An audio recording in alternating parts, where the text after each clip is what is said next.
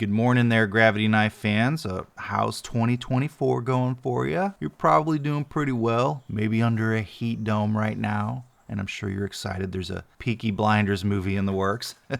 That sounds fun. I hope everything works out for, Mr. Blinders there, and there's a happy ending.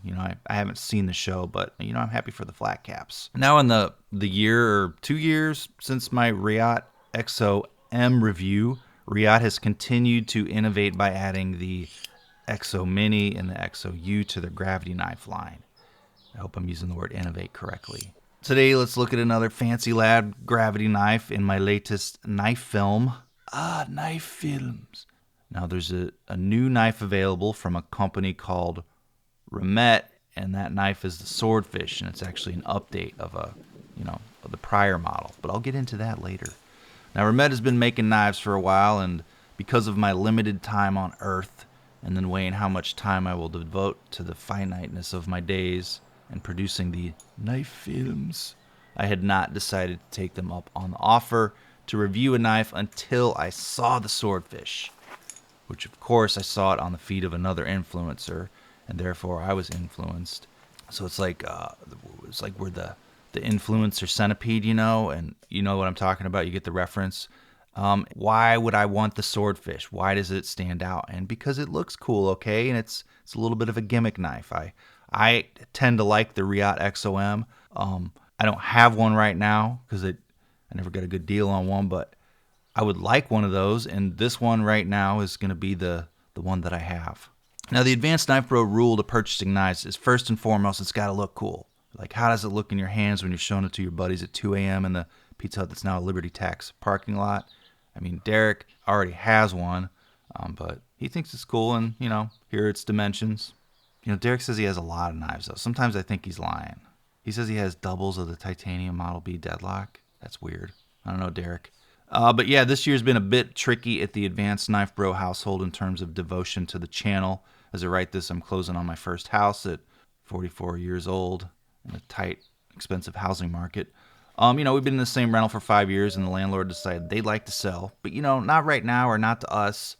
Probably because capital gains tax, bless their souls. It's real tough being a landlord and dealing with us serfs. But I get it. Anyway, it's my hope to get cranking on these videos more once that we're settled because of the general state of the housing market interest rates. A little extra ad revenue will not hurt my pockets. Remember to subscribe, comment, and sign up for alerts because I need it now. Not sure what I'm doing with the Werner Herzog voice, though. Anyway, enough of my housing concerns. Let's look at the Swordfish. Now, we can see from the full name of the knife, which is Remette Innovative Design RT Swordfish Knife, that the Swordfish is an innovative design. And I would tend to agree, but I am also innovative and smart.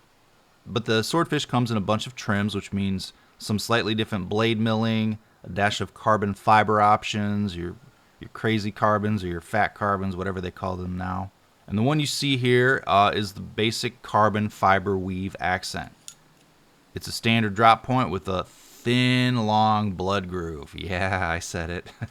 It's actually a fuller. Let's look at the, closer at the blade, though. Now, it is a slight clip point, and it's a flat grind. And if I told you the silver titanium handled knife had M390, could you act surprised this time? I know. It's just the combo you needed since it's real nice. The blade is extremely sharp out of the box. I want to get to the action, but let's look at the handle first, though, because the handle has got these exquisite details. Slightly raised 3D texture. Maybe I'm easily impressed, but it's a nice knife to fondle in the hands. The blade release switch, or there's a button, slider. You don't press it, you push it, and it opens the jaws. You slide it forward. But the release mechanism has a buttery, smooth touch. Reminds me a little of the Deadlock Model C. Feels nice in the hand. The 3D milled texture on the front and back give it a nice 3D effect. Somebody needs to edit these, huh? It changes the light when it hits it at different angles. And it has a small channel out back, if you want to lanyardize this fucker. Anyway, the action, it's overall slightly less steps than the Exo to open. Not like the Exo is a complex knife, but, you don't open, close, and then slide. It's, here you slide the switch forward, jaws open, and then you point it downward, let it slide to the end, release the button, and it locks. Now, in a gravity knife, it turns out gravity does most of the work, and you just point it down, release, deploy, point it upward, slides in, release, and it closes, huh? See, it's easy. You can just see how it operates. Now, this gravity knife does have a spring in it. Some gravity knives don't because the button is spring loaded. The Exo, it does not have a spring in it because it's just you open it and then you close and you slide the little lock depending on the model you get. Now, the knife does not prefer a quick side sling like the Exo. It tends to bounce back the less vertical the knife is being held. So if you're holding it at an angle, slightly at an angle, or not completely downwards, if you release the switch, it might not go all the way to the end. Now, slinging it tends to bounce. Slinging it, it slings to the end, it bounces slightly back, and then you release the switch and then it's not locked. Now, I can get it to do it about 30% of the time. Perhaps I need to spend more time studying the art with a group like the Bally Boys who are really good at knife tricks. You know, that's not the way I do it. There isn't a detent or a bump you feel at the end of the slide. It doesn't like go into a notch where you're like, okay, I feel it lock. You just hear the clunk. Now, the best way to verify the blade is fully extended so you can release the switch is to hold it vertical. You hold it downward, you release it, you hear the clunk, you release the switch. You know, wait for the clunk and release. Sounds like a robot orgasm. Now, if you let go of the switch early, it won't fully lock up. The tension of the jaws kind of holds it in place, so it's not fully open. Maybe you just need a tiny bit of blade. You know, I have no hypothetical scenario where that might be useful in real life, but, you know, I guess you can do the little detail work and choke up there a little bit on it. You know, there's always a detail work, right? You know, right there alongside a hard use, bushcraft, self-defense, you know, good talk. Like most gravity knives and out the fronts, this has some blade wobble, but that's fine and expected. I've watched a few other videos on there. Some people don't have the wobble, but it's there with mine. I thought it would be there because on most knives of this style it is. In fact, most out the fronts. Except for, okay, the new Microtechs that have just come out. Titanium pocket clip is not reversible, which is a huge improvement because the prior version didn't have a pocket clip. Okay, so stop your complaining. However, though, there's a caveat. You can disassemble the knife and flip the blade orientation. If you want to carry it in your left pocket and you deploy with your left hand, and if you don't actually reverse the blade inside it or flip the blade inside it, it will deploy facing forward because it's not a dagger if you hold it in your left hand. To swap it the other way is fairly easy though, and I guess I'm going to take apart the knife because I've seen another person do it, and I'm not going to be the idiot influencer who doesn't take apart the knife that encourages it. There's a video even Remette sent me. Now, swap it in the other way is fairly easy, though, as I have demonstrated in this handy video lengthening tutorial here. Of course, not as easy as just swapping out a pocket clip. You know, that would just be 2 screws. But this is still kind of easy compared to, say, I don't know, changing your alternator or spinal surgery. You know, those are a lot harder. Now, remove the 2 screws where the inlay is, your little cute inlay. And then after you take those out, then there's one of the pocket clip screws.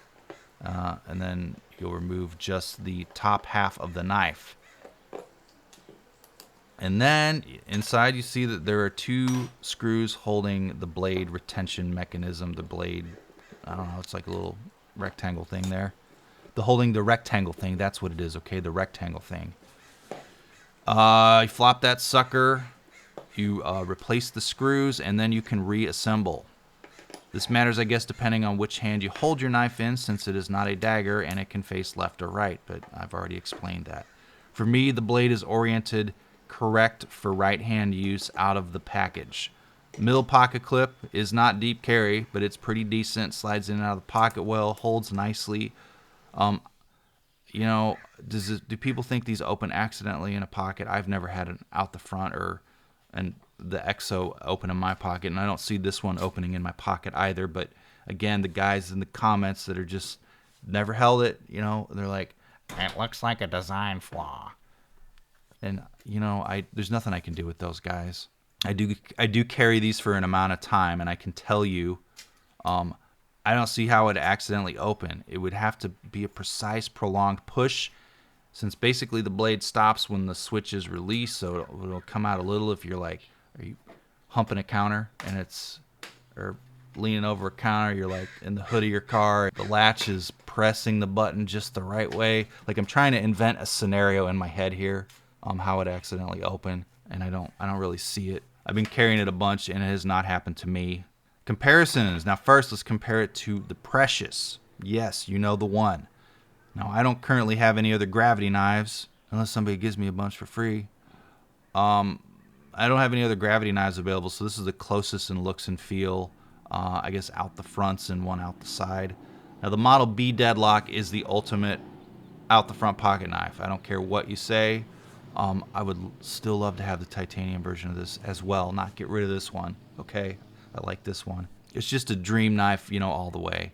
Of course, the Model Bs are discontinued, and it was my first truly high-end knife, and currently the most I ever paid for one, which is about $1,400. This like knife is part of me. Now the Swordfish has a slimmer, smoother hand feel than the Deadlock. You know, Deadlock has a little more grooves for your grips, and that is a dagger. The Deadlock would look weird if it wasn't a dagger. I think Remette probably needs a dagger option too, since it's a very symmetrical knife when you hold it in your hand. I think Microtechs, the non-symmetrical out the fronts, tend to favor drop points because they're not symmetrical, but more symmetrical out the fronts. I think they need a dagger option. Some people don't agree. That's just, you know, visually in my head.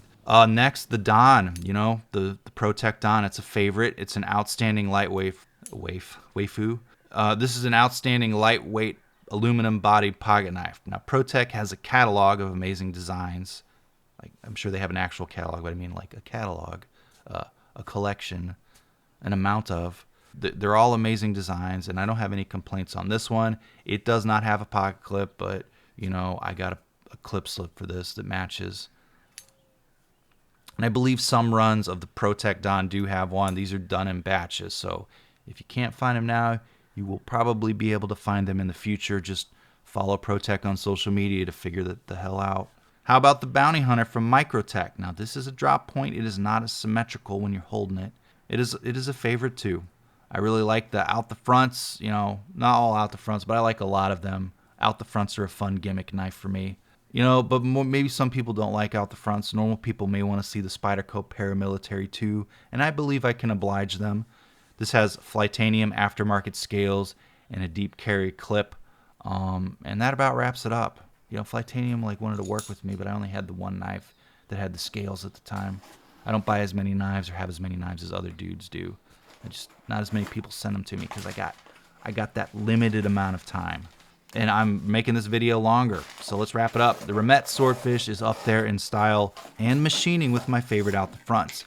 It is an extremely well-made pocket knife. Now, I don't consider any of my autos hard use. I guess that means no shelter building, right?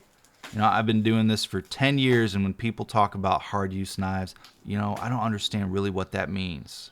If you got to chop and hack with the knife, a fixed blade is ideal, as there are less failure points, I reckon, although I chop and hack with all kinds of shit just to make the videos funny or to just kind of add something a little extra to them.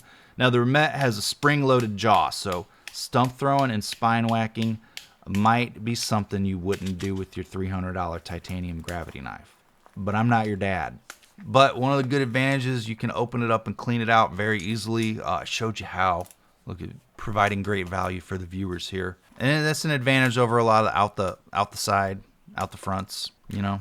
Thanks to Remette for sending this beaut in for review. And then say hi to the patrons. They are super chill. And now that I have a mortgage and less disposable income, I really appreciate them helping me pay the monthly Patreon fee because it helps me buy new cameras and equipment for the channel. Be a patron too, or you don't have to, but it'd be cool if you were one. You can also purchase the pocket knife via the affiliate link in the description, which supports me. Most of my videos do have affiliate links. I just don't push them that hard, but they're always down there, and it says that they're affiliate links usually next to them in the description. You know, some aren't. Some knives I review you can't buy, and that's just, you know, me. Make sure you like, make sure you subscribe, make sure you comment, and thank you for watching as always.